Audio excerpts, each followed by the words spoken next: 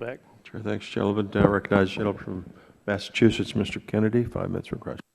Thank you, Mr. Chairman. Dr. Yost, did you use the videos that were shown earlier at this hearing as part of your investigation?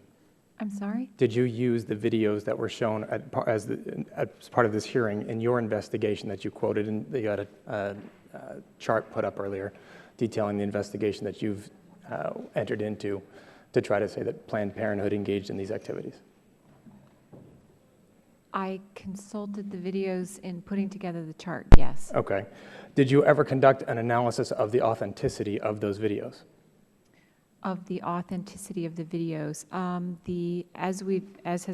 as the chairman stated, the full videos are available online. Did you conduct? And our team has reviewed the full videos that are available online. So the full videos, not the videos that we saw then up here, but the full videos you say you did, and that informed your investigation? Yes.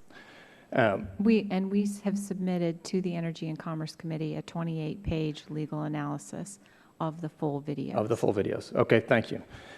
Do you have any idea how many House committees are conducting investigations of Planned Parenthood?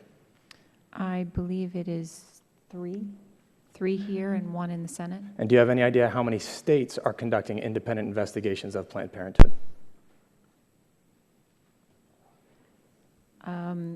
I'll give you It's 12-ish. 12-ish is fine.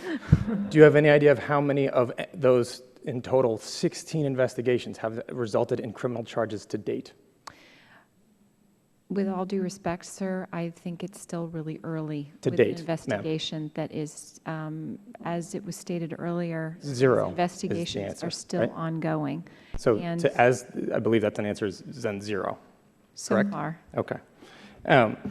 Ma'am, it's been a little while since I was trying cases. You mentioned in response to a question that to one of our colleagues that the burden of proof would be on Planned Parenthood to try to disprove part of the allegations that were being made. Under what theory of criminal law would the burden of proof shift to them to disprove the allegations if a criminal charge would be brought?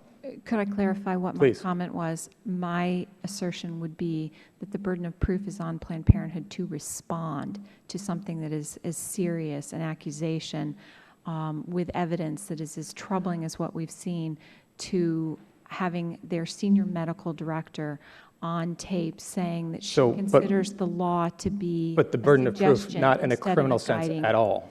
Pardon? Not in a criminal sense at all. Because if a charge is brought criminally, the burden of proof, I'm asking you what legal theory, under what legal theory does the burden of proof shift to a defendant? I wasn't asserting a legal theory. I was asserting common decency. Okay.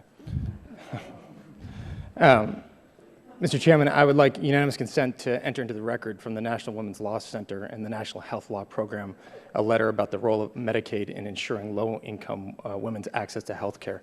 The letter, Mr. Chairman, states, quote, "It is no overstatement to say that if H.R. 3134 were to become law, our country would face a significant public health crisis." Without objection, so ordered. Thank you. Ms. Waxman, I have about a minute and a half for you. A couple of questions. Mr. Maddox had indicated in his testimony that states are permitted to suspend Medicaid providers during the pendency of an investigation into whether a provider violated a state or federal law. Is that your understanding as well?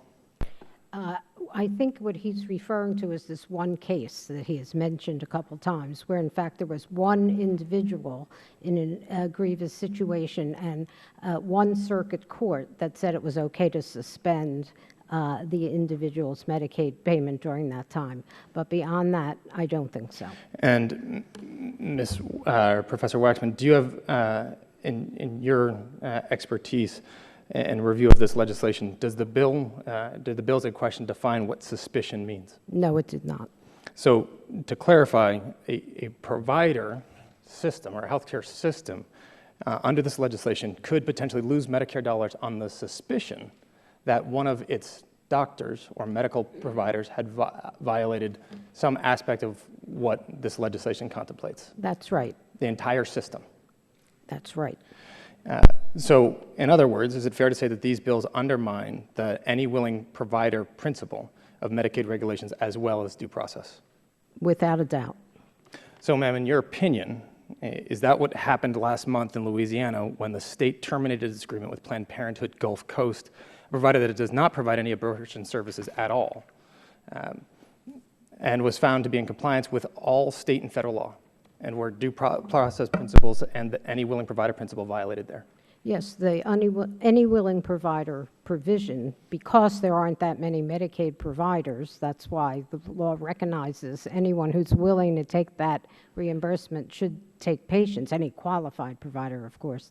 And that is why Louisiana could not eliminate Planned Parenthood. Thank you. Yield back.